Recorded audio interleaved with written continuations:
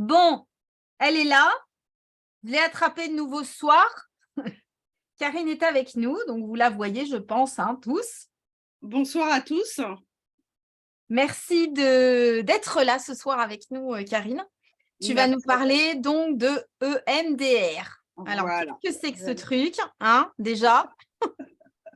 Alors, qu'est-ce que c'est que ce truc? Alors déjà, présente-toi, toi, un petit peu ton parcours pro, ton parcours dans le chien, pourquoi tu aimes les chiens, tout ça. Alors moi, je m'appelle Karine Fauché, je suis comportementaliste canin depuis 2008.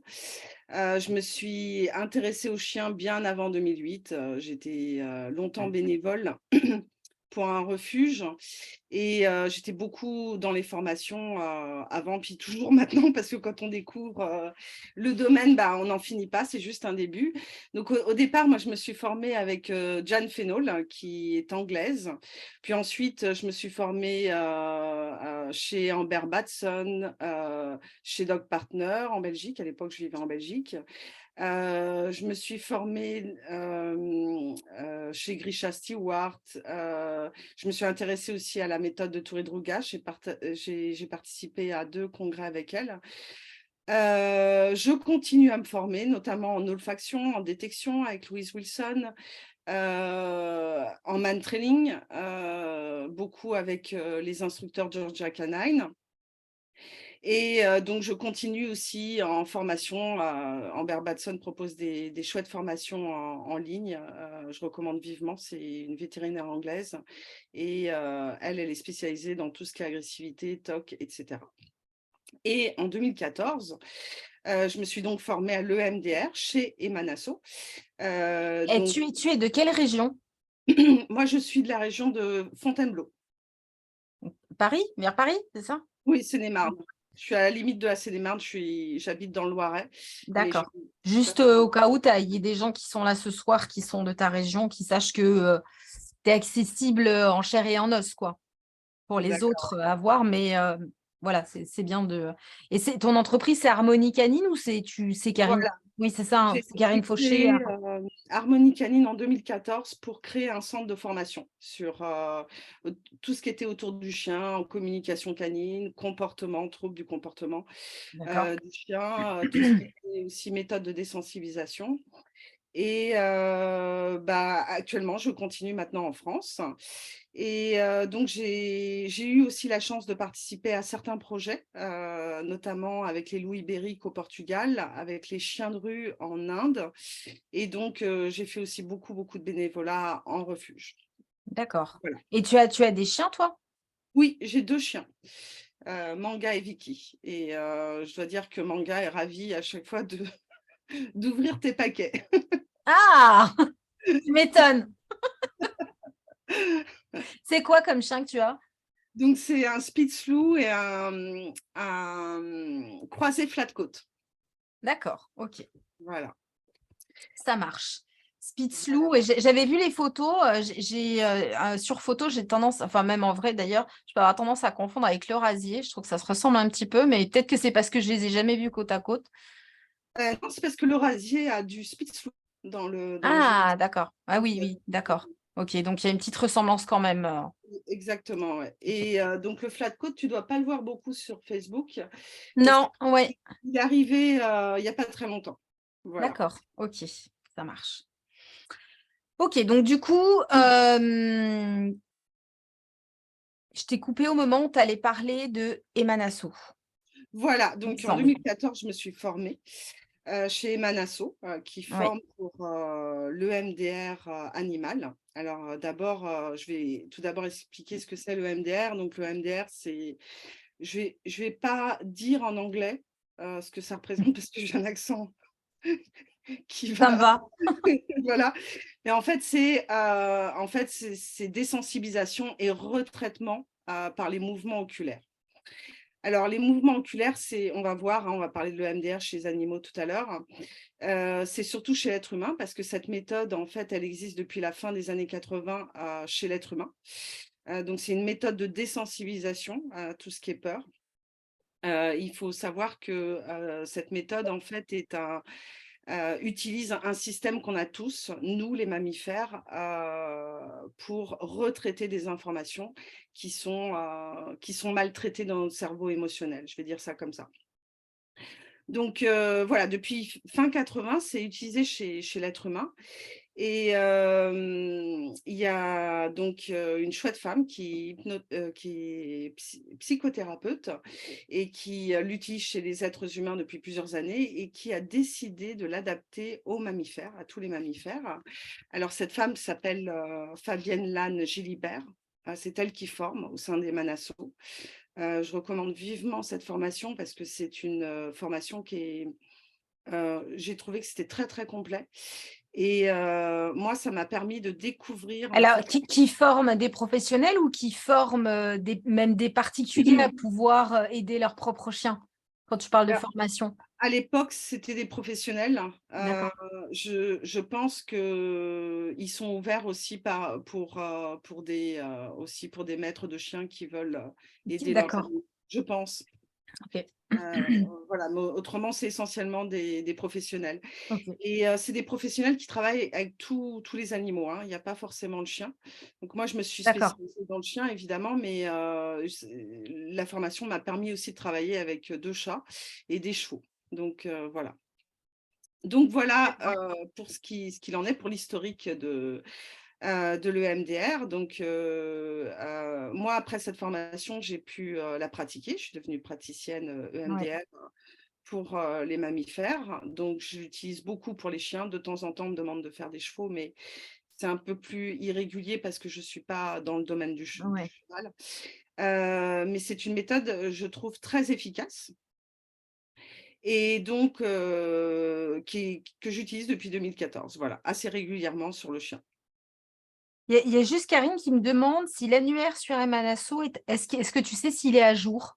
Non, il n'est pas à jour parce que j'apparais toujours en Belgique. D'accord. Ah oui, donc il n'est pas. Oui, d'accord. C'est Mais dommage. je vais leur Ah, écrire. Maintenant, je pense oui. qu'ils rajoutent les nouveaux praticiens. Ah, Euh, d'accord. de ce Donc côté-là. à jour, mais pas complètement, quoi. Bah, en fait, en même temps, j'ai jamais demandé, je crois, à changer, donc c'est Ah, comme ça d'accord. aussi. Ok. Ouais. Normalement, oui. Alors, du coup, en tout cas, les. Ah, je pense qu'à chaque fois qu'ils forment des gens, ils les font apparaître, oui, je Ouais, pense. Non, je ne peux ok. pas parler en leur nom. Oui. Alors, Mais, à vérifier, quoi, mais normalement, oui, on va dire. ouais. Mm. Ok. Euh, Alors, concrètement, comment est-ce qu'on est passé de l'EMDR pour les humains à l'EMDR pour les animaux, en fait? Comment la personne, elle s'est dit, je vais essayer sur les animaux? Parce qu'elle avait Alors, des… je vais peut-être expliquer le principe, peut-être ce sera plus facile après pour aborder cette question. D'accord. Alors, le principe de l'EMDR, c'est que on a une structure en fait dans notre cerveau. Je vais un peu vulgariser la technique pour pas, parce que c'est quand même assez technique. On a une structure dans notre cerveau qui s'appelle l'amygdale et qui est le centre de nos peurs. Donc là, je parle pour tous les mammifères. Et chez l'être humain, je disais que c'était utilisé essentiellement avec les mouvements oculaires. Mm, Maintenant, ça peut être utilisé aussi avec le toucher. mm, Donc, il faut savoir que quand on a des peurs, elles sont transportées par nos sens. On a la perception des objets perturbateurs par nos sens. Ça peut être l'ouïe, ça peut être la vue, ça peut être plein de choses.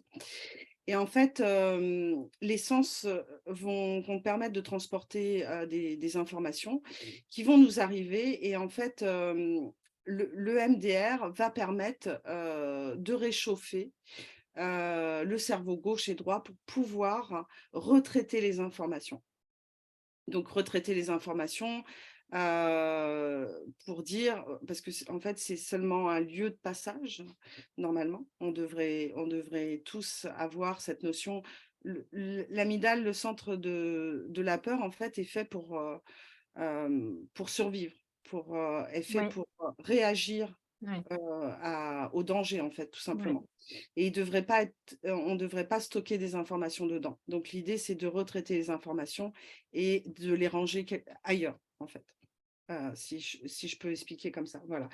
Et donc, en fait, Chez le chien et chez, je pense, la plupart des animaux, on va utiliser, un toucher, des mouvements bilatéraux, en fait, de chaque côté, du corps.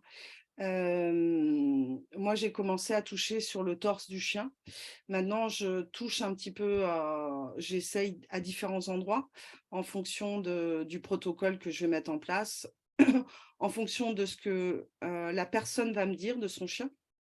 Et je vais essayer d'identifier le sens le plus problématique. Et ça m'est déjà arrivé, par exemple, de demander aux personnes de toucher les oreilles, par exemple. Donc, utiliser ça comme ça. Maintenant, comment elle en est arrivée là? Je pense que c'est tout, enfin, c'est ce qu'on a appris. Je pense que tout simplement, tous les mammifères ont cette capacité à pouvoir retraiter les informations naturellement. Voilà. Donc, et en sachant ça, bah, je pense que le mouvement oculaire, ça serait quand même compliqué sur le chien. Ouais. Donc on va utiliser le toucher. Les chevaux, ça va être pareil. Les chevaux, hein, c'est pire que le chien, je pense, au niveau, visuel. Donc on va utiliser le toucher et par le biais de ce toucher, on va essayer de, retraiter les informations en mettant, le chien en situation. Quand je dis en situation, ça ne veut pas dire qu'il est en situation de stress complet. Il y a un petit stress, mais on va essayer d'évaluer une zone de tolérance ou une fenêtre de tolérance afin de pouvoir travailler avec lui. Voilà comment on s'y prend dans la pratique. Euh, Euh, oui. Moi, quand j'ai fait des séances de EMDR, mais pour moi, du coup, en fait, donc le professionnel te demandait de raconter l'événement qui était à l'origine de la peur, en fait, de la phobie ou de la peur. Et donc, en fait, moi, elle avait fait des tapotements. Elle n'avait pas fait des trucs Ah avec oui. les yeux. Ouais, ouais, c'est pour ça que, en fait, moi, ça me parle assez finalement, le tapotement. Euh, mais du coup, quand tu dis, donc du coup, ça veut dire que tu vas quand même remettre le chien en situation, dans une situation similaire où il éprouve cette peur-là. Parce que moi, quand je l'ai raconté, alors quand tu racontes, ben, en fait, tu as une distanciation qui fait que tu te retrouves pas dans l'émotion où tu étais quand tu as vécu l'événement traumatisant. Du coup, le chien, lui, il peut pas te raconter, tu peux pas travailler sur ce qu'il te raconte, malheureusement. Du coup, en fait, l'objectif, c'est qu'ils ressentent en version, en sourdine, hein, on va dire, les émotions il a ressenties qui sont à l'origine de sa peur ou, si tu peux être plus, si Ouais. c'est possible, plus concrète, en fait, dans l'explication. Alors, donc tu vois, en fait, en fonction de l'objet perturbateur, on va, faire tout un protocole. Déjà, on va essayer d'identifier, qu'est-ce qu'on va travailler. Souvent, un chien qui a une peur, il en a plusieurs. Donc on va essayer un petit peu il y a une vraie discussion avec la personne. Moi, Ouais. je fais très rarement de l'EMDR à la première consultation.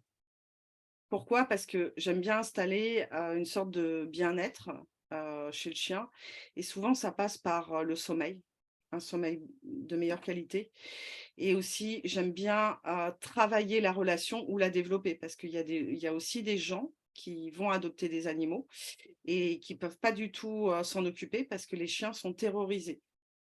Donc d'abord, j'appréhende un petit peu la relation avec l'homme puisque, c'est le maître, hein, qui va toucher son chien, c'est pas moi, hein.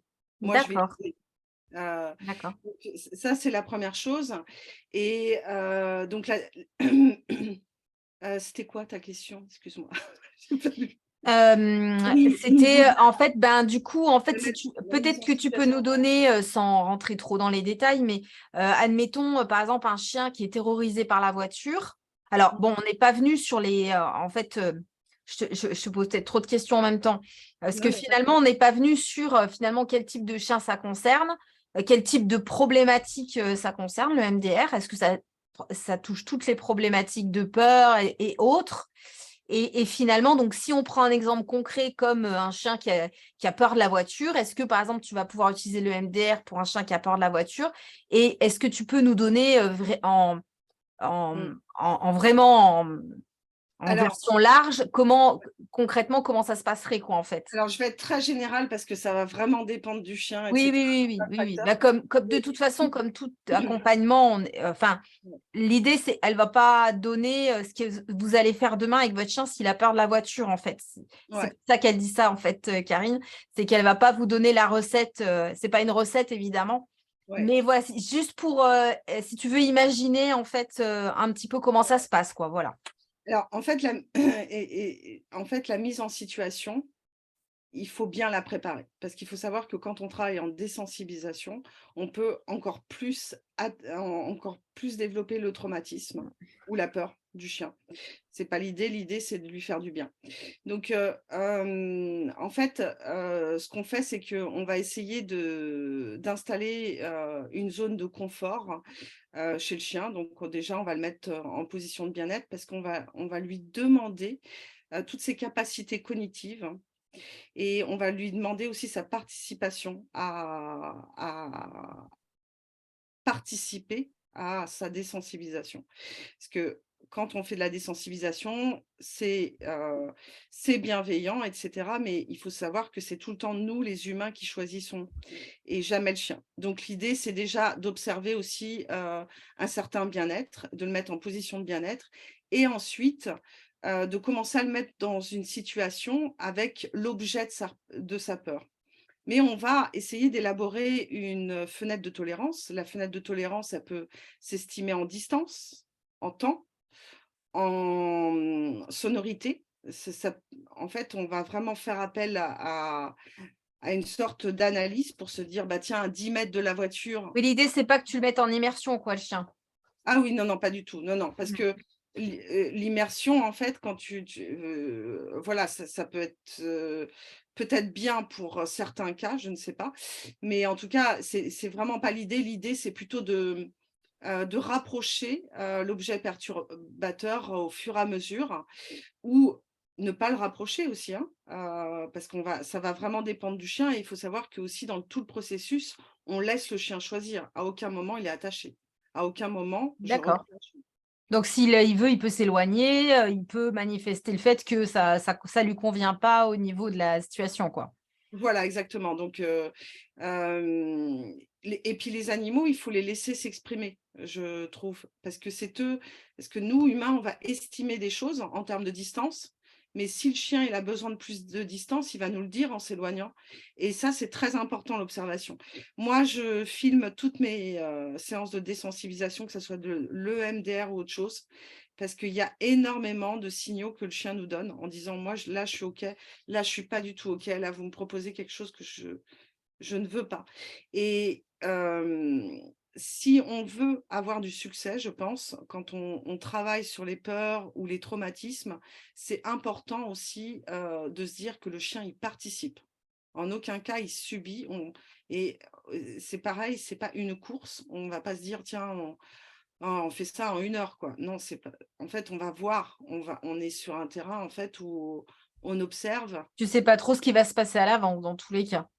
Oui, voilà, mais Mm. je pense que c'est toujours pareil, peu importe l'activité que tu fais avec ton chien, tu sais pas comment il va réagir et c'est ça qui est génial et je trouve que ne pas leur permettre de s'exprimer, ça va pas, permettre de faire du bien, en fait, tout simplement. Et alors, la différence entre une désensibilisation où tu vas essayer de modifier l'association que le chien peut faire avec un déclencheur X, en fait, quelle est la différence? Donc, par exemple, une association avec de la nourriture face à quelque chose qui le met mal à l'aise, mais justement en étant à la bonne distance, etc.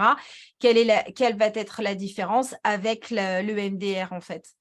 I Pour moi, il y a plus d'implication chez le maître en EMDR parce que lui aussi, il doit observer son chien et il Oui. doit s'en occuper. Donc il y a quand même parce que, par exemple, heu, quand on demande, par exemple, de récompenser un maître et cetera, bah, c'est peut-être plus naturel pour les gens d'avoir ce rapport à donner de la friandise, etc., au chien, ou à dire un c'est bien, ou encourager des choses, que de se mettre en position de bien-être aussi. Moi, ce que je trouve, c'est ce qui est différent, c'est l'implication humaine. Et je trouve qu'il y a une meilleure aussi observation du chien, parce que pour le coup, le maître, il est vraiment à côté et il doit vraiment assurer. Donc, je trouve que l'attention est beaucoup plus intense chez le maître.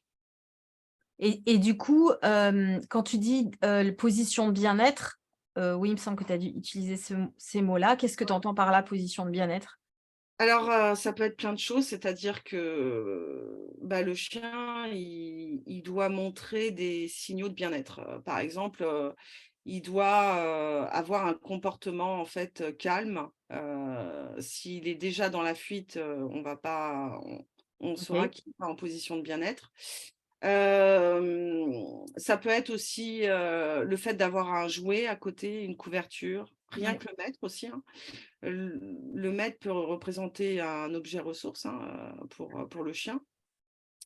Mais ce que j'entends surtout par bien-être avec les chiens, c'est que avant de travailler sur le terrain avec les chiens, par exemple de travailler la voiture, par exemple si on m'appelle pour la peur de la voiture, je vais d'abord bien identifier la relation que les gens ont avec leur chien. Pourquoi? Parce que comme je disais tout à l'heure, le maître participe, et s'il y a pas, une relation de confiance, j'entends par relation de confiance, on se fait confiance l'un et l'autre. C'est-à-dire qu'on met pas le chien dans des situations compliquées assez régulièrement. Ça peut être aussi, bah, on autorise le chien à avoir une pièce de repos, parce qu'il y a aussi tout un côté où, si tu veux travailler en réhabilitation, tu dois absolument avoir un chien qui peut être concentré, et pour ça, il faut du sommeil. Il faut une bonne qualité de sommeil. Si le chien déjà quand on discute avec le maître, il est tout le temps en train de se lever et Mm. suivre son maître, par exemple, où il est jamais, jamais à l'aise, il subit du stress chronique, je vais d'abord travailler sur la relation, et ça, c'est pas en une séance. C'est le maître, et je vais Ouais. donner des Ça, outils. c'est toi, ta partie comportementaliste, on va dire, qui n'est pas forcément que tu ferais, même si tu pratiquais pas le MDR. Oui, tout à fait. Oui. Maintenant, je pense que c'est primordial de le faire avant le MDR, hein. Oui. Maintenant, pour ta question concernant quel chien ça touche, en fait, bah, ça va toucher tous les chiens qui subissent des phobies. Alors, tu as différentes phobies. Tu as par exemple la phobie ontogénique. La phobie ontogénique, c'est tout ce qui peut se développer les premiers mois, de la vie d'un chien. J'ai une personne, je sais pas si tu veux y répondre tout de suite, mais j'ai une personne qui me demande si ça marche sur les blessures transgénérationnelles. Transgénérationnelles. Il faut élaborer un protocole, faut discuter. Ça, c'est une question générale. Je n'aurai pas la réponse. Je ne Ok. connais pas le chien, je ne sais pas. Hem, je pense aussi que, utiliser ce terme, je pense que c'est un mot qui déjà où il y a du passif, quoi.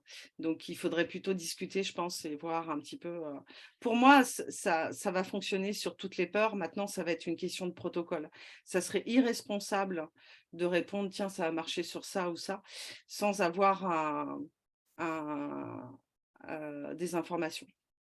Donc là, en fait, pour les origines, pour, sur quoi ça peut marcher, bah, par exemple, les individus qui n'ont pas eu, un environnement riche les premiers mois de leur vie, D'accord. qui ont peur de tout, qui ont peur de tout ce qu'ils connaissent pas. On va aussi distinguer la phobie secondaire. Là, c'est tous les chiens qui sont, de nature très, très sensible, ou qui peuvent être de nature sensible à cause d'une pathologie, à cause d'un problème médical, et évidemment, il y a la phobie post-traumatique, et là, encore une fois, on peut aider en EMDR sur, des individus qui sont victimes de phobie post-traumatique. Est-ce Voilà. que ça peut fonctionner avec un chien qui est sous médication? Ah, je pense que oui, je pense que il y a plusieurs choses, qu'on peut faire. Maintenant, ça dépend du médicament et cetera, et Oui, comme je ne suis pas vétérinaire, je me permettrai pas d'aller sur ce terrain, mais je pense qu'il y a pas de contradiction. d'accord. Mmh. Ok, c'était une question. C'est pour ça que je te la pose. Ouais. Ok. Et du coup, c'est quand même c'est vraiment quand même ciblé sur la peur et la phobie. C'est surtout Oui, sur ces domaines-là, quoi. ouais, voilà. Pourquoi? Parce que tout à l'heure, je parlais justement du centre, de nos peurs, en fait, en tant que mammifère. Ouais, ouais. C'est un système, qui est naturel, en fait. Je ne sais pas si ça vous est déjà arrivé d'être impatient ou de pas être bien dans une situation et de commencer à tapoter sur vos jambes Ah pour oui, calmer. un peu comme de l'impatience, tu veux dire? Ou Non, pas ah, j'ai utilisé le terme impatience, mais non, c'est plus, une situation: «Tiens, qu'est-ce qui va m'arriver avant un ah examen?» ou oui, des choses comme d'accord. ça, Oui. à Donc un plus, moment. oui, d'accord, oui. Voilà, bah, ça, c'est un exemple, typique de MDR, en fait. Quelque chose pour, mieux Qui se vivre la. fait spontanément, en fait, par le corps, quoi. Ouais, De voilà. façon inconsciente, quoi. Alors maintenant, je voudrais dire quelque chose parce qu'on parle beaucoup de désensibilisation et c'est même dans le mot, EMDR. Maintenant, la désensibilisation, pour moi, c'est quand même un faux ami parce que c'est pas un terme qui est vraiment très correct. On ne désensibilise pas un être sensible. Ce qu'on va faire, c'est qu'on va changer la valeur, de l'objet de perturbation, heu, chez lui. Donc on va rendre moins sensible sur cet objet. Oui, Maintenant, le chien qui est sensible sur tout, par exemple, je parlais des phobies ontogéniques, c'est souvent un chien, qui va avoir, des peurs sur tout ce qui est nouveau et toute oui. sa vie. Donc il faudra, lui expliquer à chaque En fois. fait, ça sera un accompagnement de toute une vie, quoi. Voilà, exactement, ouais, et les gens qui ont des chiens sensibles, je pense Bah qu'ils oui. Tu guéris jamais de ça, tu guéris jamais, mais tu peux voilà, être un meilleur accompagnateur. voilà, exactement, et on peut leur expliquer les choses, et c'est pour ça qu'il faut leur faire participer, à Ouais, leur sensibilisation. oui, oui. Mais voilà, je tenais à le dire parce que Oui, oui, mais tu as raison. des C'est fois, il y a des. pas une méthode magique qui fait que ton chien, il va être super confiant, un chien qui est craintif de tout parce qu'il a manqué de stimulation quand il était jeune. Il va pas devenir super confiant et changer du tout au tout parce qu'il fait des séances de MDR. C'est ça que tu veux dire? Ouais, Mm, exactement. mm. L'idée, c'est justement d'appréhender sa sensibilité autrement. Ouais, C'est ça l'idée de l'EMDR. J'ai eu un client, que j'ai aidé en EMDR, il y a quelques années, et il y a pas très longtemps, il m'a rappelé et il m'a dit, «Tiens, en fait, j'ai utilisé», puis en plus, il était tout seul, donc j'étais vraiment très, très fière de lui, oui. et il m'a contacté pour autre chose et il m'a dit: «Tu sais, la méthode de l'EMDR, je l'ai utilisée sur autre chose parce qu'elle a développé d'autres peurs».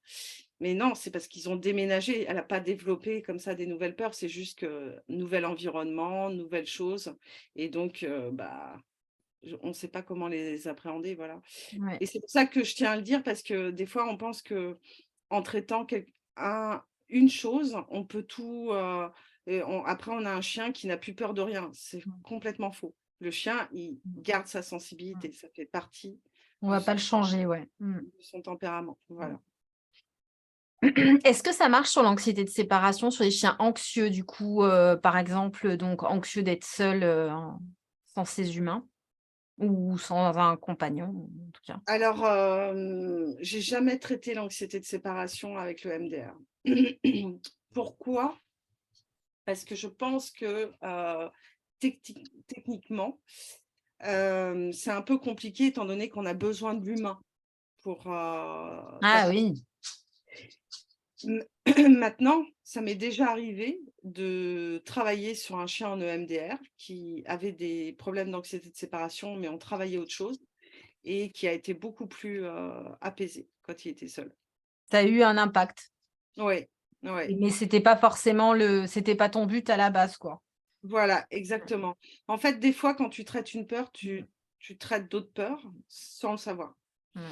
Et c'est pour ça que je trouve que le protocole que Fabienne a mis en place est intéressant parce qu'elle parle de faire un classement des peurs. Et ça, c'est intéressant de faire ça avec les gens. Elle en parle très bien dans son bouquin de ça d'ailleurs. Eh Et ben, donc ça, c'est intéressant de savoir ça parce que des fois, tu fais plus de bien que prévu. Ça, c'est génial. ouais. Oui, il n'y a pas que des mauvaises nouvelles non plus. Non. Il y a Héron qui dit Héron Patapon. Enfin, pour moi, en plus, elle dit un truc super sérieux. Il ou elle, je ne sais pas. Désensibiliser, c'est aider un individu qui a été sensibilisé à quelque chose à modifier son émotion face à ce quelque chose qui a été sensibilisé. Ce n'est pas agir sur le profil sensible de l'individu. Même si au bout du compte, ça agit aussi. Oui, mais justement, Karine parlait des chiens qui n'ont pas vécu particulièrement d'événements traumatiques, mais qui ont des peurs parce qu'ils ont été mal socialisés plus jeunes, en fait.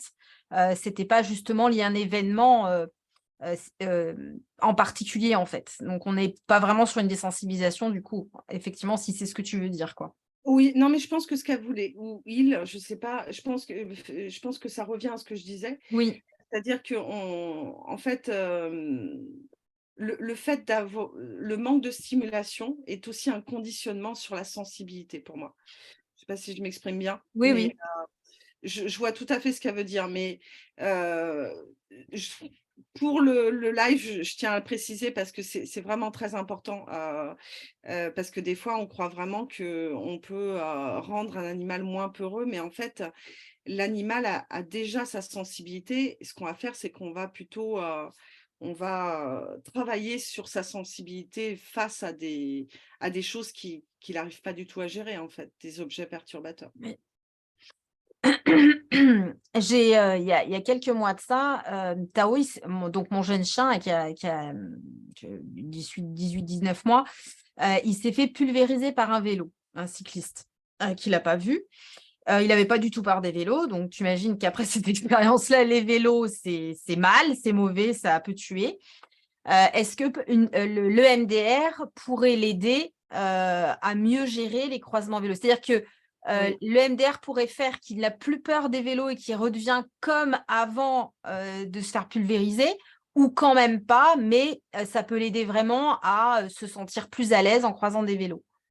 Ah oui, complètement. Ah Ouais. oui, oui. C'est un cas typique que tu pourrais traiter avec le MDR, ça. Ouais, tout à Ouais, fait. Et ouais, je t'invite à regarder le site d'Emanasso s'il y a un ouais. praticien, en EMDR dans ta région parce que, je trouve, de mon expérience, mais c'est moi qui le dis, je trouve que c'est plus facile de régler des problèmes qui sont liés à des, événements traumatisants qu'à des peurs ontogéniques. Oui. Bah, au moins, tu sais sur quoi partir, quoi, en fait, hein, Voilà, il y a un historique, quoi. voilà, exactement. Mmh. Donc et puis c'est plus rapide, je trouve, parce qu'avant, ils n'avaient pas peur des vélos. Oui, Donc on va juste traiter de l'information là. On va juste, ouais. faire passer Et l'information. du coup, parce que c'est vrai que ça m'intrigue ce que tu as dit au tout début. Et bon, j'irai creuser, hein, mais qu'est-ce qui se passe en fait si tu t'arrives à expliquer de façon que je comprenne, qu'est-ce qui fait que donc l'amygdale conserve la mémoire de cet événement et fait que elle va, en présence du déclencheur, du coup, le corps va dire warning, warning, ça craint, je vais mourir. Qu'est-ce que l'MDR va faire sur cette information-là? Elle va lui dire non, si tu te places là, tu vas voir, tu vas pas mourir. Elle va lui permettre de mieux raisonner par rapport à ce qui lui faisait peur jusqu'à présent. Qu'est-ce que. En fait, pour moi, hein, le MDR, le fait de réchauffer le cerveau gauche et droit permet de faire passer des informations justement dans le centre de la peur qui doit être juste un lieu de passage. Donc je vais juste te donner un exemple. Je me brûle Ouais, avec de l'eau chaude, ouais. je suis traumatisée. L'information reste stockée dans ce lieu de passage au lieu qu'elle passe en disant: «Ah, l'eau chaude brûle». Et donc, quoi, la En même temps, différence, c'est que dans le premier cas, tu voudras plus jamais t'approcher de l'eau chaude, alors que dans le deuxième, tu feras attention. Voilà. Alors, il faut savoir que, en fait, quand le traumatisme, en fait, qu'est-ce que c'est? C'est une blessure. Ça peut être une blessure physique ou une blessure psychologique ou les deux. Mm. Et il y a surtout une notion de la remise en cause de survie. Et c'est ça Oui, qui nous garde la peur, en fait. C'est ça ouais, qui nous fait stocker de l'information dans une partie du cerveau qui ne devrait pas stocker. Et par exemple, je me brûle et si tout se passe bien pour moi, eh ben, je vais apprendre que l'eau chaude brûle et je vais être plus attentive, mais je vais m'en approcher. Le fait d'être traumatisée, c'est que je ne veux plus voir l'eau chaude. mm, C'est ça mm. la différence. Ok, c'est Maintenant, clair. c'est beaucoup plus technique, etc., hein. Il y Oui, a pas... oui, oui, oui, mais bon, ça permet d'imager quand même. Moi, ça me permet de mieux comprendre ce que tu voulais. Après, bon, c'est tellement subtil parce que c'est le cerveau et puis qu'en plus, chaque individu traite l'information de façon différente. Et puis, il y a les émotions qui va traiter aussi de façon différente, qui avec une capacité de résilience plus ou moins importante, etc. Mais c'est quand même important de comprendre en fait que finalement,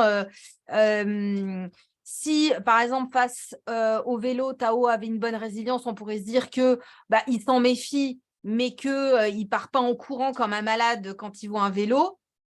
Mmh, Ça serait un bon traitement de l'information. voilà, et Ouais. c'est normal qu'il s'en méfie puisqu'il a eu cet accident. Oui, Ça serait oui, pas normal, de ne pas s'en méfier. Des fois, il y a des gens qui me disent, «Je voudrais que mon chien ne réagisse plus aux coups de feu». Bah, ça dépend un peu comment il réagit. Je vais pas, expliquer au chien que les coups de feu ne sont pas dangereux, tu vois? ouais. Tu vois, il y a Ça aussi, aussi c'est des peurs qui sont vraiment difficiles, je trouve, à travailler, hein.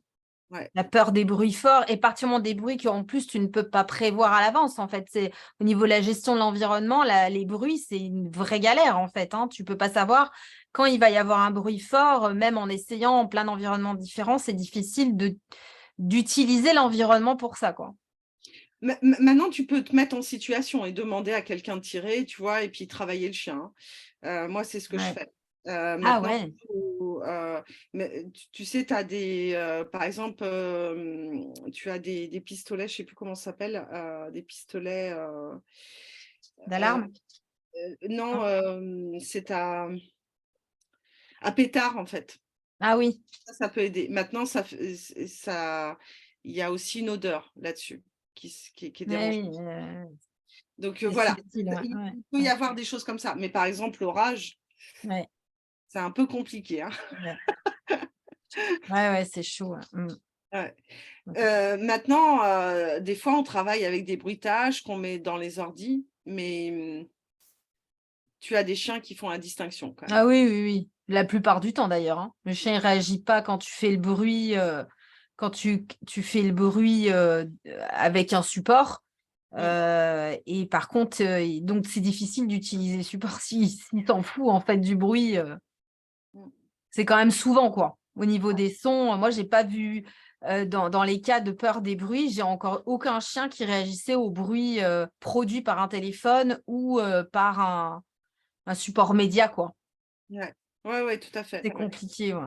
Alors que ça serait tellement génial, ce serait plus facile à Oui, travailler. ça serait beaucoup plus facile. Maintenant, Ouais, voilà, il faut voir un petit peu l'objectif, parce que moi, les coups de feu, je fais demi-tour, hein. Je fuis pas, mais je fais demi-tour. ouais, Je trouve ça très simple, le chien, ils se disent: «On va pas par là». ouais. Oui, c'est vrai. Mmh. Voilà, C'est une donc il bonne faut remarque. trouver C'est une bonne l'objectif. remarque. Ouais. Alors attends, j'ai eu plein de questions. Je vais Mmh. Sophie, donc c'est Sophie qui avait pensé à l'anxiété de séparation, qui demandait si c'était donc utilisable et donc elle te répond c'est bien vu, c'est vrai, bien vu le fait que tu puisses pas être avec le chien bah, quand justement il a peur parce que t'es pas là quoi. Donc du coup pour utiliser le protocole c'est plus compliqué. Le NDR pourra déjà énormément aider pour tout ce qui est phobie vis-à-vis des bruits sourds lors des absences aussi. Voilà, mais en fait, souvent, un chien qui est anxieux à la maison, c'est pas forcément de l'anxiété de séparation. Il y a peut-être, juste, alors des fois, bon, c'est un manque d'entraînement, je sais pas si elle a un cas, mais ça peut être aussi, bah, j'ai d'autres peurs, hein. Voilà, j'ai peur, de bruit et cetera et peut-être qu'il s'agit plutôt de voir un petit peu, faire une liste des peurs, hein, de cet même individu et de travailler en EMDR sur une autre peur. Ouais. Et peut-être que ça va résoudre le problème à la maison, à rester seul. Parce que souvent, un chien qui a peur, hein, comme ça, seul, c'est un chien qui a peur, qui a d'autres peurs. Oui, oui. Donc voilà comment on pourrait utiliser le MDR. Karine qui trouve qu'on est trop sérieuse, elle dit EMDR égale desktop de l'amygdale. Le desktop. Ah, c'est très bien dit ça. OK, ouais. Oui. Merci Karine pour cette petite seconde un peu moins sérieuse quand même. Linda, je fais actuellement de la kinésiologie avec ma louve. Est-ce qu'on peut compléter avec de l'MDR ou c'est trop? Non, pour moi, s'il y a plusieurs outils à utiliser et que le chien, il n'est pas non plus à tous les jours participer à sa désensibilisation, pour moi, c'est non, tout ça, ça peut se compléter, hein. Non, il y a pas de je ne vois pas les contre-indications. Ok. Laetitia, il y a comme un bug de l'amygdale. Le MDR permet à ce bug de s'apaiser et l'info traumatique peut être gérée par l'amygdale et l'émotion devient supportable. C'est pas mal dit ça, hein? Ouais, ouais, ouais. Mais c'est exactement ça, hein. On Ouais, retraite les c'est informations. une belle définition qui est bien compréhensible. Moi, j'aime bien les définitions qu'on comprend. Karine disait sur les enregistrements, oui, sur les sons, il n'y a pas la résonance. Peut-être ça qui fait que le bruit n'est pas perçu par l'individu Ah comme le vrai bruit, quoi. Avec oui, la oui, même tout à fait. réaction émotionnelle, quoi. Oui, puis même ils nous voient, hein, ils sentent ce qu'on va faire. Ils ont beaucoup Ouais. d'infos avant qu'on commence, hein. Oui, après, en plus, le chien qui a peur de certains bruits, c'est souvent lié à un contexte particulier où il s'est déjà un petit peu préparé éventuellement à ce que ce bruit-là ça arrive. Enfin, en plus, c'est la merde, les bruits. C'est vraiment la merde. Mais par exemple, les coups de feu, c'est ça. Si par exemple le chien il subit du stress chronique comme ça, de façon assez régulière, et imaginons quelqu'un qui va se promener dans une forêt où il y a beaucoup de chasse, quand tu vas mettre tes chaussures de marche ou quand tu vas sortir la laisse, le Ouais, chien va déjà réagir. Et c'est plutôt là-dessus qu'il faut travailler, je pense. ouais. Laurence dit, Lydie a peur des bip bip du camion poubelle et il réagit aussi quand c'est dans un film ou autre. Ah Ah bah ouais. voilà. Ah bah ça, c'est une bonne nouvelle parce qu'on va pouvoir utiliser Travailler avec justement, le film. ouais, ça, c'est une excellente nouvelle. Ok. Alors, cet accompagnement, c'est former les humains à gérer en continu le chien. Je ne sais pas si tu as compris le. Ouais. Karine demandait donc ce que tu vas. En fait, tu vas un peu former l'humain sur le cas d'un chien qui est de nature à avoir du mal à gérer les nouveautés, etc. La question, c'est est-ce que toi, tu vas former la personne finalement à accompagner son chien au quotidien, à mieux gérer les nouveautés ou les contextes qui le mettent mal à l'aise? Alors, en EMDR, je vais faire les séances. Je vais faire des séances d'accompagnement. Évidemment, quand on a un chien très sensible, moi, il y aura une partie en fait où je vais donner des instructions au maître pour gérer son chien au quotidien. Maintenant, ça me paraît dangereux de laisser les gens faire de l'EMDR sans accompagnement. Parce que, par exemple, moi, ce que je vois, c'est que souvent les gens sont super pressés. Et l'état de bien-être n'est pas forcément, on on va très rapidement et on se dit très rapidement: «Tiens, il y a l'état de bien-être». Non, ça, c'est primordial. Donc je laisse pas les gens faire de l'EMDR, seuls. Là, le cas de la personne dont je t'ai parlé tout à l'heure, c'est quelqu'un qui, voilà, qui a essayé, mais qui a fait 5 séances de MDR pour un truc avec moi il y a quelques années et il a utilisé ça, dans une situation de stress, ça a apaisé son chien, c'est très bien. Maintenant, je vais pas, quand je vais aller chez les gens, je vais dire: «Voilà, ce que je vous propose, c'est de faire des séances» et parce que le truc aussi, c'est qu'au niveau du protocole, on n'est pas sûr. Comme le chien, il parle pas, il Ouais. y a on on va partir sur des scénarios et bah, des fois, la première séance, on se dit: «Bah, tiens, non, en fait, il a une zone de tolérance beaucoup plus, longue que ça, beaucoup plus» donc ce qu'on va faire, c'est qu'on va travailler autrement ou on va tapoter ailleurs. Donc c'est Ah très, oui. très important, Ouais.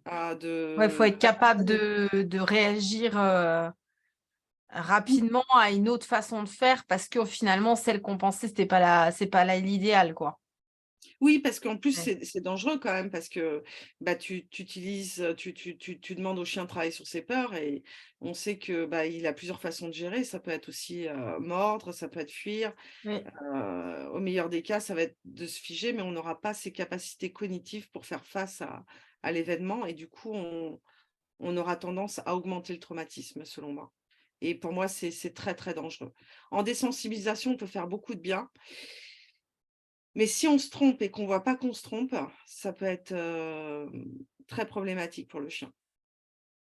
Donc moi je forme pas les gens, je les rends pas, dépendants, parce que pour moi c'est très important de les accompagner. Donc l'objectif, c'est qu'il fasse le nombre de séances, nécessaires,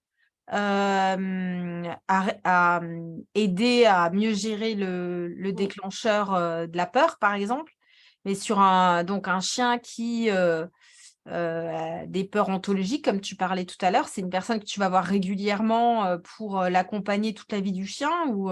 Non, non, non, parce que le M j moi ce que je trouve, hein, enfin quand je me suis formée, ce que j'ai trouvé, c'est que c'était beaucoup plus rapide, par rapport à d'autres méthodes. Maintenant, hem, il faut vraiment élaborer un protocole qui est très sérieux. Et il faut aussi se dire, bah, voilà, on part là-dessus, mais peut-être que ça va pas être ça. Et en général, tu le vois très rapidement parce que justement, il y a cette capacité pour le chien heu à dire: «Bah, voilà, non, c'est trop près» ou «Non, mais je peux pas» et cetera.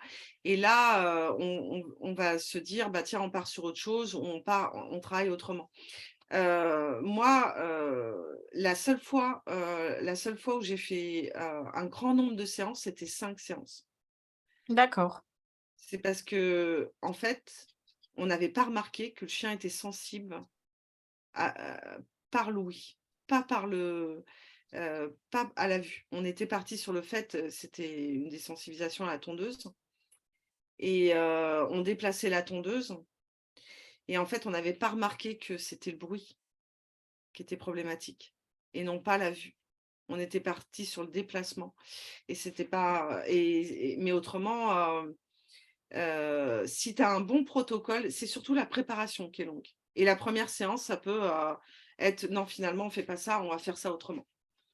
Et donc, une fois que tu as préparé ton protocole et qu'il est OK et que tu fais une séance, ça peut suffire à améliorer fortement, l'association que le chien faisait avec ce qui lui faisait peur? Alors, moi, pour discuter avec d'autres praticiens EMDR qui travaillent avec le chien, il y a des gens qui me disent: «En une séance, c'est bon». Moi, le minimum que j'ai fait, c'était 2 séances parce que je trouve que c'est énorme pour le chien. C'est vraiment énorme, si c'est qu'une seule fois. Maintenant, voilà, moi, j'ai Enfin, trouvé même 2 fois, hein, c'est rien, quoi. oui, maintenant ça d et ce qui est le plus long, je te dis, c'est vraiment le jour où tu poses des questions aux personnes et aussi le fait de leur dire: «Voilà, avant de travailler ça, moi, je vais vous demander de mettre ça et ça, ça en place Oui, à oui. la Oui, maison». oui, ouais. Et c'est ça qui est le plus long. Parce qu'en fait, souvent, ce que je en fait, il y a aussi un côté humain où on fait pas trop attention. C'est-à-dire que souvent, on a cette tendance, à, ne pas voir, ce qui se passe chez le chien, à ne pas voir aussi l'élément, déclencheur. Des fois, c'est pas le tracteur qui est problématique. Des fois, c'est la laisse, et puis c'est la laisse qu'il faut travailler avant tout. Oui, Donc, oui, oui. Après, ce que tu veux dire, c'est que avant même d'envisager d'utiliser le MDR par rapport à une problématique que rencontrent des gens, tu vas déjà voir, on va dire, le contexte, en tout le fait. contexte, voilà, comment ça se passe, voir si ça vient pas d'autre chose. Et c'est ce que tu vas en priorité mettre en place avant d'utiliser le MDR comme outil, quoi. Ouais, et pour moi, c'est c'est la partie la plus longue. Parce que quand cette partie-là est faite et qu'elle est bien faite et qu'on a bien identifié le problème, en général, ça dure vraiment pas longtemps. Je trouve que les chiens ont une capacité à guérir au niveau de leur traumatisme. C'est assez incroyable. Et même pour les peurs ontogéniques, en fait, je trouve que c'est très. Ils sont super flexibles, je trouve. Ils apprennent très, très vite. Bah après, je dirais que la différence entre si on peut parler du chien vu qu'on parle du chien, et nous, c'est que le chien, il est pas dans le futur, quoi. Donc, moi qui ai fait des séances de MDR, malgré tout, j'ai quand même une forte tendance à gamberger sur qu'est-ce qui peut se passer, machin et machin, machin. Ce qui fait que ça va avoir une amélioration, mais malgré tout, s'il n'y a pas le lâcher-prise qui va avec derrière, bah, il y aura quand même une limite à l'efficacité, alors que le chien, il n'est pas dans ce côté je gamberge et à anticiper quelque chose qui va peut-être jamais arriver. Donc, peut-être même que ça pourrait être encore plus efficace pour un individu qui n'a pas tendance à se poser 15 000 questions, comme le chien qui vit l'instant présent, quoi, on va dire. Oui, tout à fait. Mais il y a vraiment, moi, je trouve que le côté préparation est beaucoup plus long. Pourquoi? Parce que moi, je pense que ce qui est long en désensibilisation, c'est de mettre un chien en bout de laisse avec déjà des problèmes dans le relationnel. Si tu vas faire de l'EMDR avec une laisse, c'est possible. Maintenant, si le chien, il sait que si il va à l'opposé, qu'il prend une décision d'aller à l'opposé et que tu le suives et que tu l'écoutes, quand il a l'habitude que tu l'écoutes, ça se passe super bien quand même. Ah bah Et oui.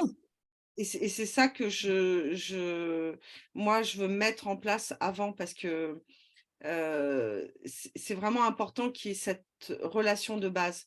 Et bah, des fois, c'est aussi travailler la relation avec la laisse parce que bah, on a eu aussi une méthode d'éducation qui n'était pas adaptée. Et donc, du coup, bah, tu vas avoir des gens qui vont déjà partir en difficulté. Alors, leur demander de faire de l'EMDR sur leur chien, je trouve que c'est irresponsable. Donc, pour moi, c'est très, très important.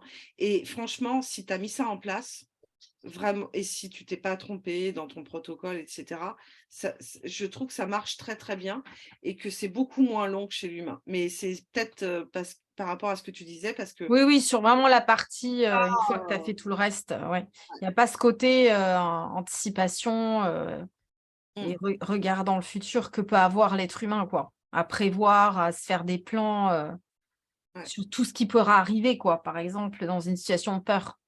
mm. Et c'est pour ça qu'il y a des limites, je trouve, mais il y a des limites comme dans tout, parce que justement, s'il y a la peur de l'humain, là, c'est compliqué d'utiliser le MDR. Pourquoi? Parce qu'il va falloir que le chien fasse confiance à un être humain. Ah oui, même de son humain, tu veux dire?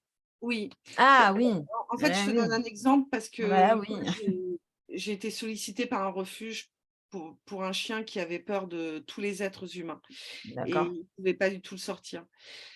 Ouais. On a fait de l'EMDR sur ce chien, ça a très très bien marché, mais ce qui a été long, c'est de mettre quelqu'un en place, un bénévole qui vienne assez régulièrement pour faire tout un travail de Ouais. Qu'il soit référent et ouais. qu'il devienne le protecteur, quoi. Mm. Voilà, donc c'est pour ça que je pense que la limite, elle est humaine, en fait. Mais c'est comme dans tout, hein, avec le chien. Je pense que si tu mets pas de limite, le chien, c'est un être tellement flexible que bah, il va accepter plein de choses, quoi, tout Mhm. simplement. C'est très intéressant. Alors, attends, je reviens. Est-ce Ouais, possible de gérer une séance en présence d'un chien agressif? ouais, ouais, tout à fait. Ouais. Maintenant, ça demande de la protection de l'environnement. On peut très bien imaginer mettre une muselière, mais encore une fois, il y aura un apprentissage à la muselière qui devra être fait. Donc tout ça, c'est de la préparation. Mais oui, Ouais. ça arrive assez régulièrement d'avoir des chiens qui sont agressifs, hein. Marjo dit je connais bien le MDR pour les humains, mais j'utilise plus régulièrement l'EFT. Y a-t-il des personnes qui ont adapté l'EFT pour les chiens? Pas à ma connaissance, mais c'est possible.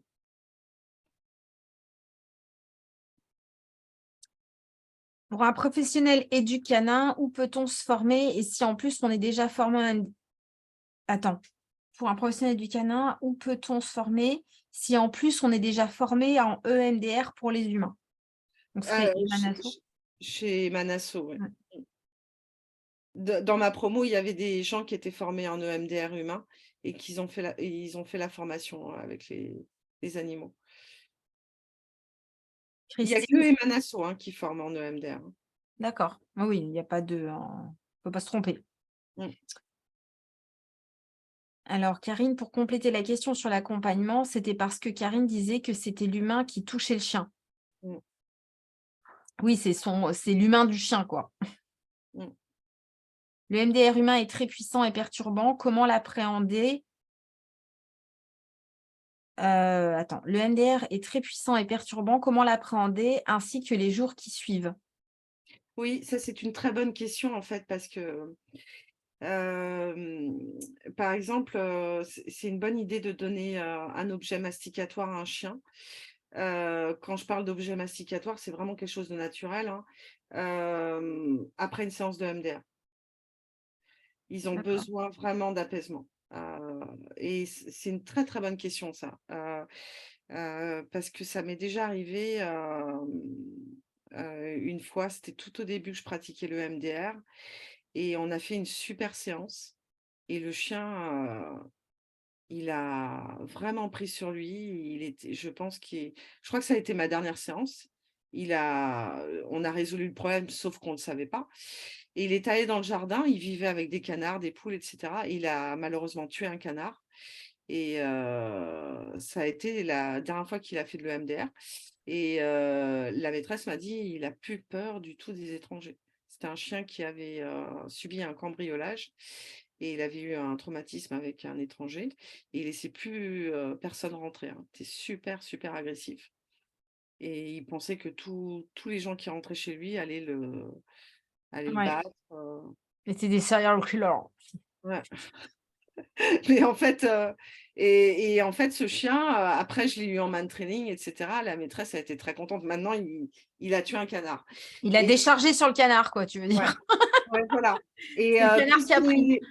tout ce qui est travail de décharge, ça peut être aussi de jouer, hein. Maintenant, encore faut-il bien savoir jouer aussi avec son chien. Voilà. Mais Ok. les objets masticatoires, c'est toujours une bonne idée après des séances Ça comme ça. tombe bien, ça. Ouais.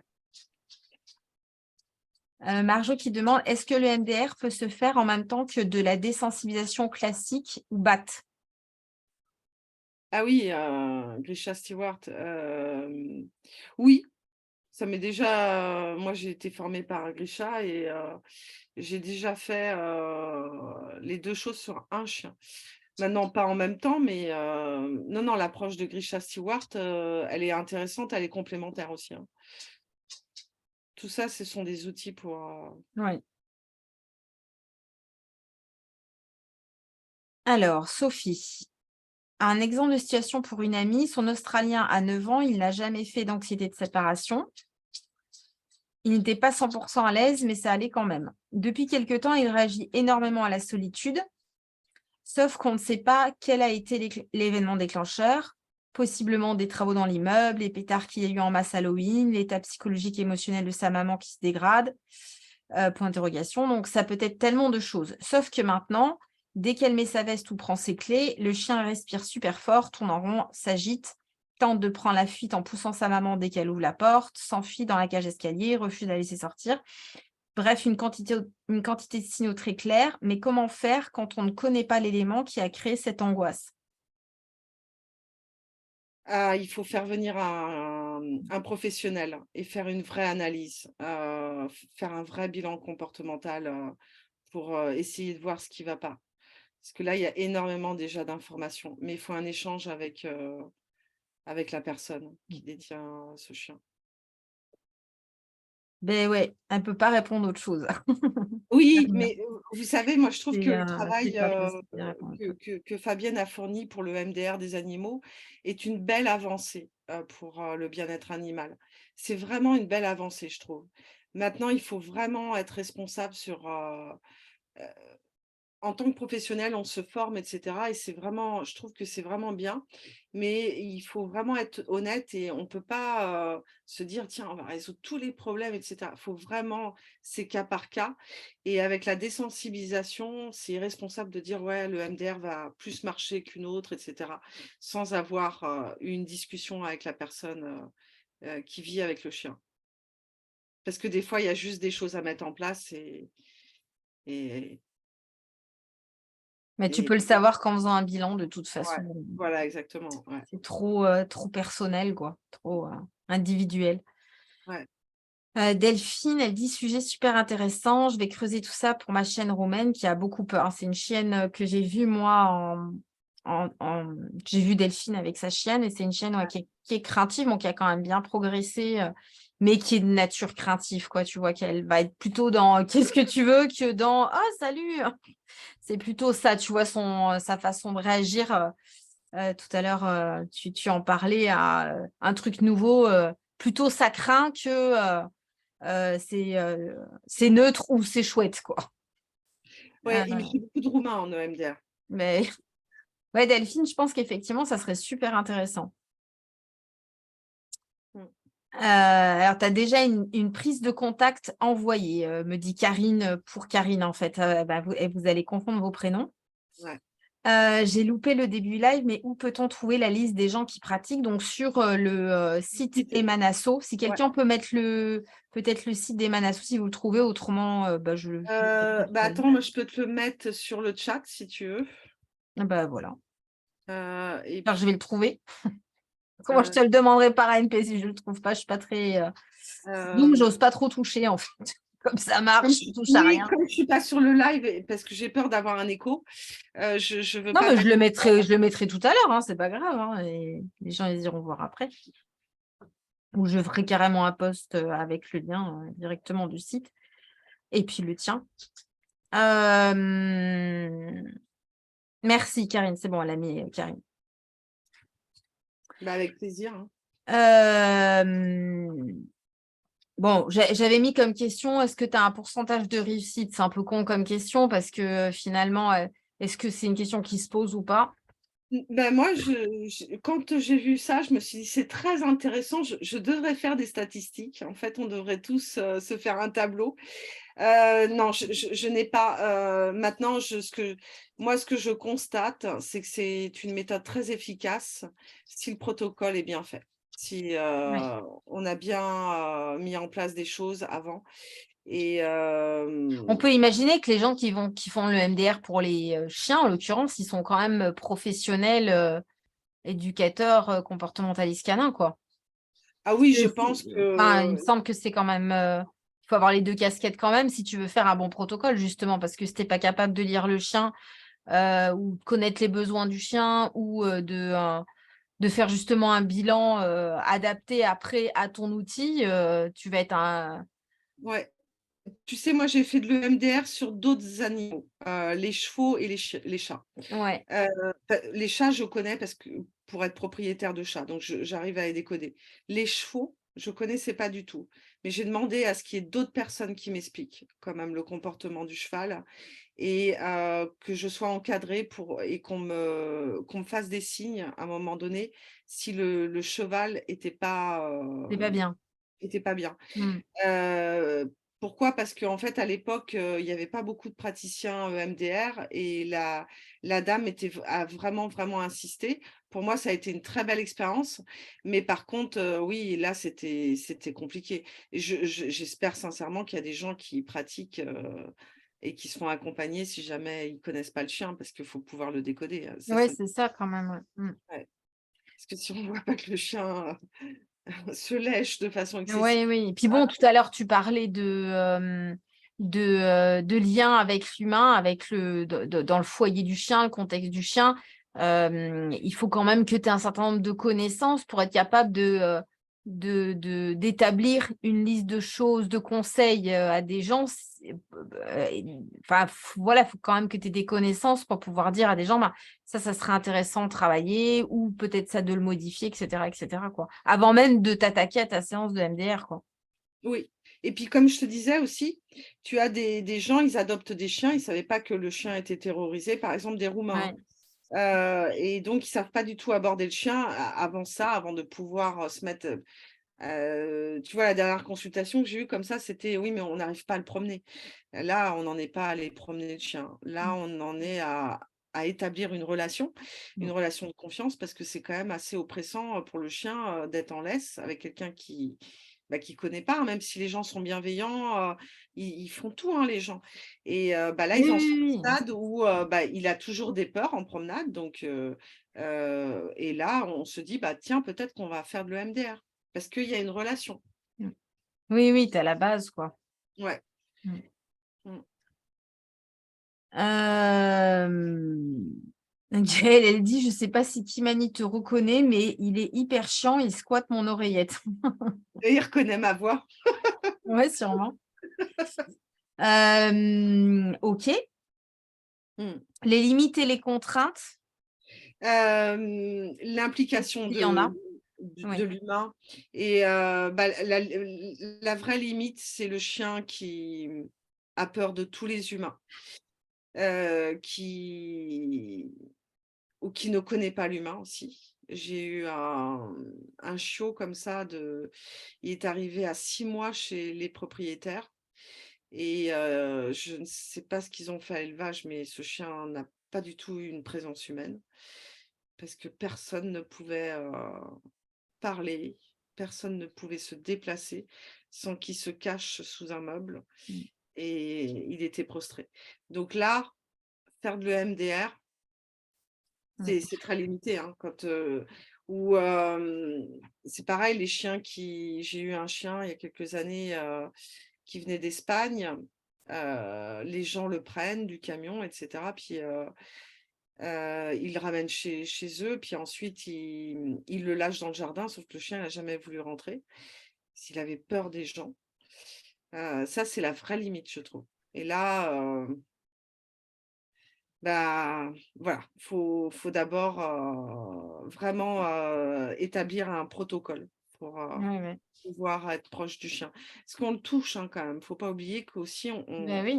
on le touche donc un chien qu'on connaît pas, c'est compliqué. Pour moi, c'est la vraie limite. Il y a aussi, être très, très, être très pragmatique dans son analyse et être très, méthodique. Pour moi, c'est pas une limite, c'est plus une mise en garde. Moi, quand, de temps en temps, ça m'est arrivé, de pas faire, de MDR, chez des clients pendant 5 mois, je relisais quand même mon cours avant de faire une autre séance. Parce que, bah, tu deviens, enfin, tu pas tout dans la tête aussi donc pour moi, c'est vraiment voilà, mais c'est pas une limite, c'est plus, vraiment être très, très méthodique, pour, ne pas aggraver, les traumas ou les peurs. OK. Ouais, Karine, elle dit: «C'est justement la combinaison comportementaliste EMDR qui est intéressante». Ouais. Ah, je pense que c'est super important, hein.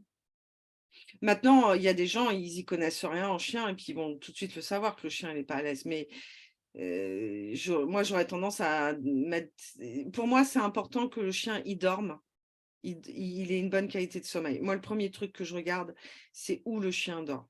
Et s'il se comporte à tout le temps se lever dès qu'il y a du mouvement aussi. Parce que s'il dort pas bien, comment on va avoir ses capacités cognitives Ouais. qui puissent. Alors, il y a une personne que tu connais qui te dit grand coucou à ma formatrice Karine, donc c'est Donatienne, le pseudo. Ah oui, bonjour Donatille. Autre limite, point d'interrogation, si le chien ne se laisse pas toucher, as-tu trouvé comment faire? Oui, moi par exemple, j'ai eu un chien comme ça. Il y avait une très, très bonne, relation homme-chien, sauf qu'il ne se laissait pas toucher et en fait, ce que j'ai remarqué, c'est la zone de tolérance était pas assez grande. Il était trop proche. Bah, pour le coup, là, c'était du vélo. C'était les vélos et c'était un petit berger australien. Vraiment, il y avait une bonne relation de confiance, sauf qu'il ne se laissait pas toucher et puis il bougeait comme ça, mais il fuyait pas. Oui, il n'avait pas envie d'être touché, quoi. Oui, sauf que quand on s'est reculé du vélo, bah là, il a commencé à vouloir être touché. Donc des fois, c'est un signe aussi qu'on n'a pas bien évalué la zone de tolérance.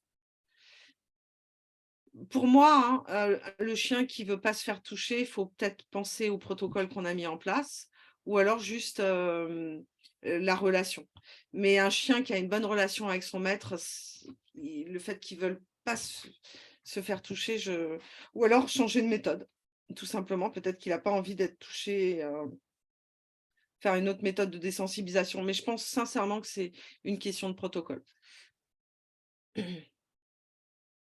Le chien senior est-ce qu'on peut aider le chien senior qui développe une peur?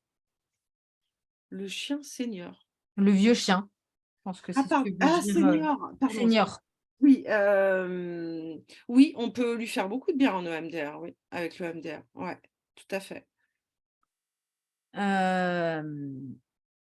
Sophie, c'est le problème de mon Australien, il ne dort quasiment jamais et quand je travaillais avec la comportementaliste, c'était hyper compliqué.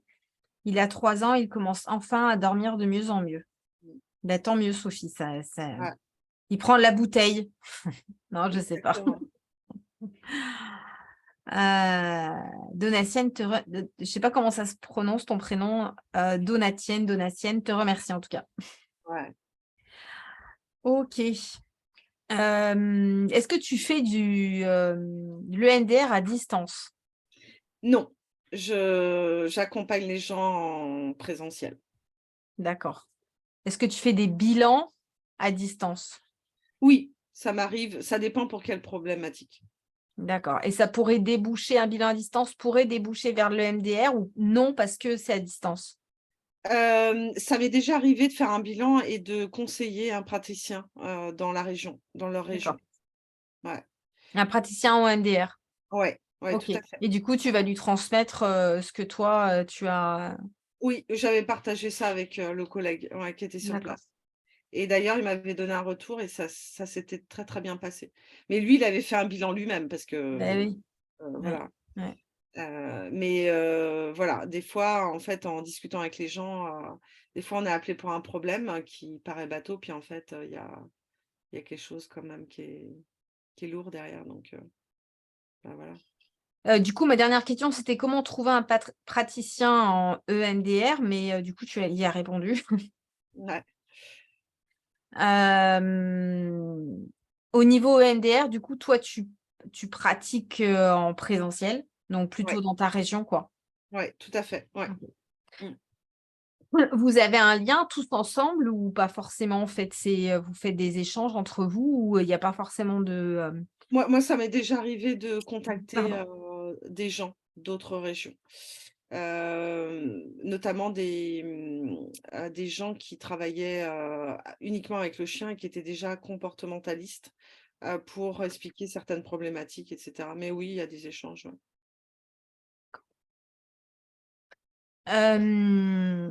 On en discutait tout à l'heure avec Karine avant de se connecter, mais Karine, elle propose aussi un truc qui est vachement intéressant, je trouve, et que on pourra reproposer en live. En tout cas, elle a l'air open. Oui. C'est tout. Donc, elle est aussi spécialisée dans la rééducation par le flair, ou je sais pas, c'est pas très très beau mot, la rééducation, j'aime pas trop, mais bon, ouais, enfin la L'aide comportementale. ouais, voilà. Donc, par le flair, elle est vraiment spécialisée dans ce domaine-là aussi. Donc, je pense que ça sera l'objet d'un autre live, parce que bon, c'est vraiment très différent de l'EMDR. Mais du coup, voilà, on essaiera de se prévoir ça en 2023, du coup, pour que tu puisses un petit peu parler de ce que tu fais à ce niveau-là. Je trouve que c'est super intéressant. Ouais, aucun souci, ce sera avec plaisir. Génial. Et ben voilà. Alors, attends, il y a encore quelques questions. Est-ce qu'on sait ou déconseille de le pratiquer sur son propre chien? On a déjà un petit peu répondu à cette en fait, c'est toi qui vas le faire sur ton propre chien, en fait, Emeline, mais il est conseillé d'être accompagné d'un professionnel pour le faire.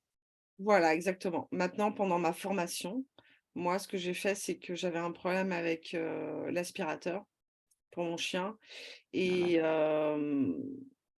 je l'ai testé sur mon chien. Parce que je devais faire un cas pratique, ouais, premièrement bah, ouais. et la deuxième chose aussi, c'est que j'étais pas, j'étais assez, j'avais vraiment envie Tu de voir dubitative?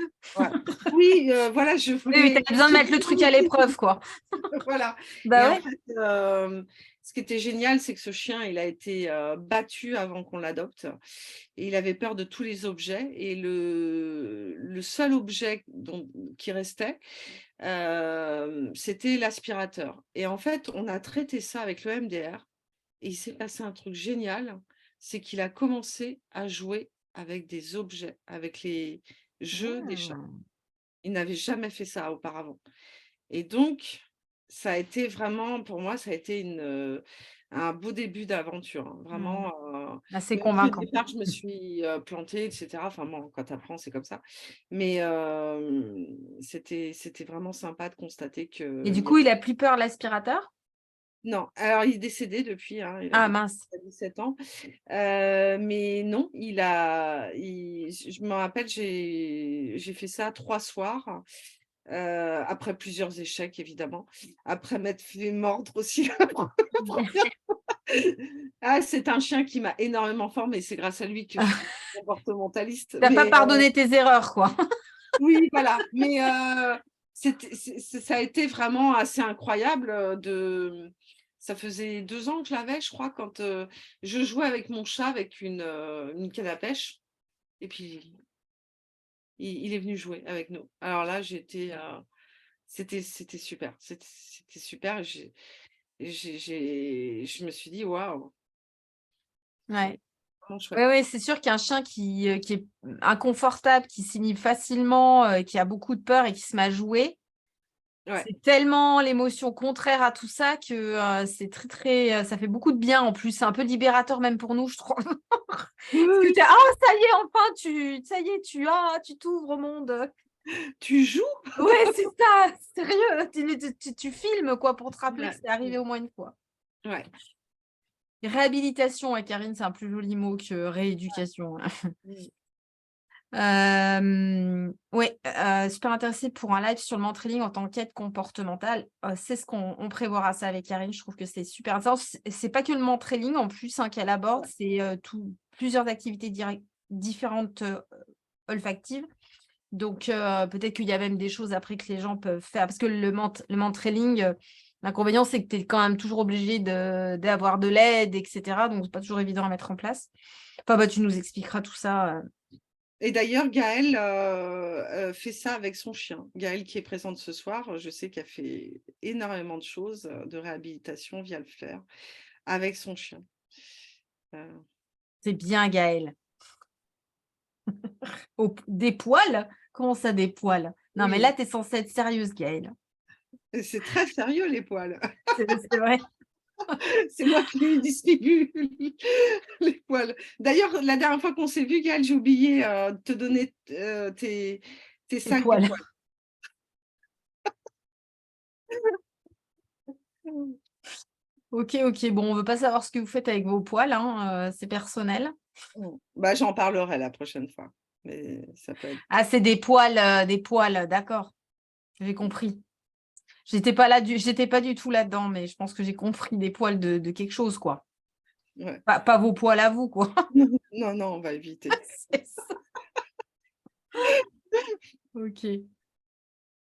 Karine récupère des poils, hein. Bah écoute, moi je me suis épilée avant-hier, si tu veux, je peux vous envoyer, hein.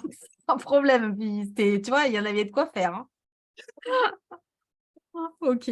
Est-ce que tu voulais rajouter quelque chose ou est-ce que pour toi c'était assez complet par rapport à ce que tu avais envie de transmettre sur ce sujet? Non, je pense que je j'ai rien d'autre à dire. Voilà, je pense que, c'est bien de pouvoir partager ce genre d'informations parce que c'est pas beaucoup connu et Non. donc c'est une chouette initiative de ta part. Je te remercie beaucoup Bah écoute, c'est moi qui te remercie d'avoir accepté, hein. C'est un bon partenariat du coup. Un bon échange. parce Ouais, que c'est chouette. c'est en partageant de l'information qu'on peut faire du bien-être, Ouais. donc vraiment chouette. Après, je sais pas combien il y a, tu sais combien il y a de personnes qui sont formées à ces techniques-là en France? Ou pas du Hem, tout. je sais pas du tout. Parce que c'est vrai que même enfin, vous en parlez quand même assez peu. C'est quelque chose qui est assez invisible sur les réseaux ou dont on parle très peu. C'est curieux si c'est quelque chose qui fonctionne bien. Je suis étonnée qu'il n'y ait pas plus de professionnels qui soient intéressés à ce sujet-là, tu vois, qui communiquent plus quoi, de manière générale, quoi, en tout cas. Maintenant, hein, oui, peut-être que je pourrais rajouter ça. Pour les gens qui veulent, en savoir plus, ben, il y a le livre de Fabienne Lannes qui existe et bah, c'est pas mal. Je trouve que ça se lit bien et elle explique bien, en fait, les bienfaits, le mécanisme, de l'EMDR et voilà, avant de se lancer dans une formation, ça peut être bien, Ouais, de lire un peu le bouquin. Moi, j'ai adoré cette formation. Ça a été vraiment au-delà de l'EMDR, j'ai trouvé que c'était très intéressant, tout le travail préparatif à faire avant de faire des séances. Heu, faire certains protocoles, qu'on n'apprend pas forcément en comportement. Pour moi, ça a été très important, mais même, pas uniquement quand je fais de l'EMDR, mais pour plein de choses aussi. Donc, vraiment, d'accord. je Tu la conseille. conseilles, quoi. Ouais, je la conseille, Ouais. ouais, vraiment. Le livre, bah moi, je l'ai commandé, mais je ne l'ai pas encore reçu parce que je ne savais pas qu'il existait. J'ai trouvé ça intéressant déjà comme première approche pour voir si j'ai envie d'aller creuser un peu plus loin. Il est trouvable donc sur le site d'Emanasso aussi, si vous voulez vous le procurer, il est sur le site. Bah, Linda, Karine a mis un peu plus haut le lien du site d'Emanasso. Tu vas sur le site d'Emanasso et tu trouves le livre. Au pire, je vous remettrai le lien aussi si vraiment, si vous ne trouvez pas. Mmh. Ah, je suis en cours de certification avec Emanasso. Merci pour ton témoignage très encourageant et complémentaire à la formation. Bah, ça, c'est génial. Et ben, du coup, ça fera un praticien de plus. Tu es dans quel coin, toi? Oh là là, j'arrive plus à parler, moi. Tu es dans quelle région?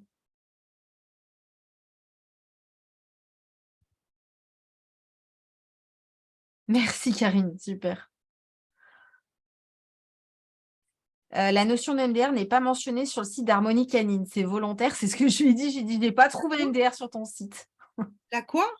Et ben, en fait, sur ton site, c'est pas marqué que tu fais de l'EMDR. Si, dans mes services. Ah. N'est pas Si, si. mentionné. La notion de MDR n'est pas mentionnée sur le site d'Harmonie Canine. En tout cas, c'est pas Il y a très même visible. un article, hein, l'article maintenant, il doit être loin, parce que ça fait longtemps que je l'ai écrit, mais Ben, c'est ça, ouais. c'est Mais tu le dans mets pas beaucoup en avant quand même sur ton site, c'est vrai. d'accord, OK, bah, je Bon, vais voilà, c'est une suggestion, quoi. C'est vrai que moi, j'ai dû chercher pour trouver, en fait. Mais bon, toi, peut-être que voilà, si ta clientèle et tout, tu n'as pas forcément besoin qu'il apparaisse sur ton site. En fait, il y a de ça aussi, certainement. Tu t'es pas dit, tiens, ça serait quand même bien que je mette plus en avant le MDR. Si tu as ta clientèle et que même limite, tu as tes délais pas possibles, forcément, tu n'as pas besoin de le rajouter. Dans l'Ain, ok, d'accord. Et ben, comme ça, au moins, on saura qu'il y a un professionnel là-bas. ah bah, super. Elle est où? Dans l'Ain. Ah d'accord, non, là, OK. Ouais. Gaëlle, elle dit, moi, j'avoue, je fais bagarre à chaque fois pour mes activités. Pour trouver de la place, c'est ça, j'imagine? Je sais pas si c'est ce que tu veux dire, Gaëlle. Heu, Moi, j'avoue que je fais la bagarre à chaque fois pour mes activités. Bon. Et Karine, elle dit, oui, il y a désensibilisation de la peur, mais EMDR n'est pas mentionné. D'accord, ok. Bah, je vais regarder ça tout de suite. Merci, Karine. Ok. Bon, bah écoute, moi, tu nous as donné plein d'informations. Moi, on saura un peu plus ce que c'est. Je pense que bah, du coup, il faut aller creuser plus loin si on veut vraiment après pratiquer effectivement, etc. Ou voir un professionnel Ouais. pour le travail avec son chien. Je te remercie beaucoup. C'était super intéressant. On n'a pas parlé que de MDR, c'était vraiment très intéressant. Je te dis à bientôt pour la partie olfaction. Bah, Et je puis, souhaite à tout le monde de bonnes fêtes de fin d'année. mm, Pour tous ceux qui nous écoutent, à toi aussi, Fiona. tout Un pareil. grand merci encore de m'avoir invitée. Bah, avec grand plaisir. Je ne vous quitte pas tout de suite, je vous fais des petits bisous avant. Karine, je te fais des gros bisous et je te Ouais. dis bonne fête. À bientôt. À bientôt, au revoir. Au revoir. Voilà, bon, je finis quand même voilà, le live sans couper direct. C'était super chouette. Moi, j'ai adoré. Euh, je vous ferai un retour sur le petit bouquin quand je l'aurai lu. Oui, il n'a pas l'air trop gros, ça va. Non, non, mais ouais, je trouve ça chouette de pouvoir avoir un livre. Je ne savais même pas qu'il y avait un livre qui existait. Donc, c'est en allant sur le site des Manasso, du coup, que je suis tombée dessus. Donc, à voir le contenu. Et puis, bah, s'il y en a, il y avait déjà eu un partage super intéressant sur le groupe d'une personne qui utilisait le MDR. Du coup, si vous vous rapprochez d'un professionnel avec votre chien, bah, n'hésitez pas à faire un retour, hein. C'est toujours intéressant d'avoir les avis de chacun, le ressenti, tout ça. Je trouve ça chouette. Je voulais vous faire quand même un gros bisou puisque bah, moi, je suis en vacances donc mercredi. La boutique, elle ferme mercredi pendant une semaine. Donc, il n'y aura pas de live jusqu'au mois de janvier. Je vous remercie vraiment à tous pour cette année 2022. Je vous en dirai d'autres en 2023. Je vais pas, voilà. Mais je vous fais des très, très gros bisous. Je vous souhaite de très belles fêtes de fin d'année. Profitez de vos proches. Profitez de vos chiens. Et voilà. Prenez soin de vous et à très bientôt. Bisous à tous. Merci d'être là.